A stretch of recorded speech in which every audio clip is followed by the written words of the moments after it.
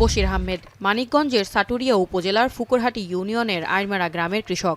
গত বছর ১২ বিঘা জমিতে ফুলকপি চাষ করে লাভবান হন তিনি। এবছরও ২০ বিঘা জমিতে আগাম শীতকালীন ফুলকপির আবাদ ও বিক্রি করে ভালো দাম পেয়েছেন। তবে এবার শীতে চালান উঠাতেই হিমশিম খাচ্ছেন তিনি। বর্তমানে যে বাজার প্রতি ৫ টাকা পিস কপি, অর্থাৎ এই ক্ষেত থেকে কিন্তু আমাদের এই কপিগুলা ১৫ টাকা পিস পড়ে যাইতেছে। তো আমরা যারা সাটুরিয়া অঞ্চলে কৃষিকাজ করেছি তারা কিন্তু তাদের মাথায় হাত। শুধু বশির আহমেদ নন, উপজেলার চামারখাই, হরগজ, জান্না, বাঙালা ও পারতিল্লি সহ বিভিন্ন গ্রামের প্রায় ৫ শতাধিক কৃষকের একই অবস্থা। এই মৌসুমে উপজেলার বিভিন্ন গ্রামের জমিতে হোয়াইট স্টোন, স্নোবল, মুনলাইট ও নিনজা জাতের ফুলকপির আবাদ হয়েছে। প্রতি বিঘা জমিতে ফুলকপি চাষে খরচ হয় প্রায় ৪৫ থেকে ৫০ হাজার টাকা।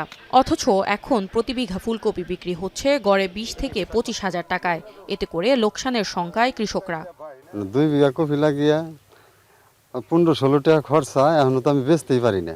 প্রায় ৫০,০০০ টাকার মতো খরচ হয়েছে। এই কপি কাটা ঢাকায় ৩ গাড়িতে নিচ্ছি, ৩ গাড়িতে বিক্রি হয়েছে ৩০ থেকে ৩৫ হাজার। প্রতিদিন ঢাকায় কপি নেই, কপি নিয়ে এই কপি বেচতে পারি না, ৫ টাকা ৬ টাকা পিস বেশি। কপি এখন খাই না একদম। এখন তো আমাদের মাঝে একটু আমাদের সরকার একটু চায় না দেখলে আমাকে জান বাঁচব না। বাজারে ফুলকপির দাম কমার কথা স্বীকার করে কৃষকের সহায়তার নানা উদ্যোগ নেয়ার কথা জানান কৃষি বিপণন কর্মকর্তা। এই সমস্যা থেকে উত্তরণের জন্য তাদের উৎপাদিত ফুলকপি আমরা স্থানীয়ভাবে যেন বিক্রি করার ব্যবস্থা নিব।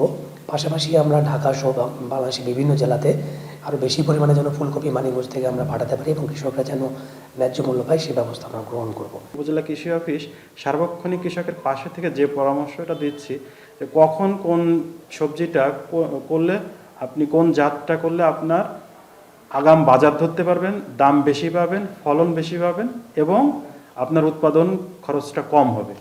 ন্যায্য মূল্য নিশ্চিত না হলে ক্ষতিপূরণ পুষিয়ে নেওয়া কঠিন হবে উল্লেখ করে বাজারের ব্যবস্থাপনায় আরও কার্যকরী পদক্ষেপ নেওয়ার আহ্বান জানান কৃষকরা। এখন মানিকগঞ্জ,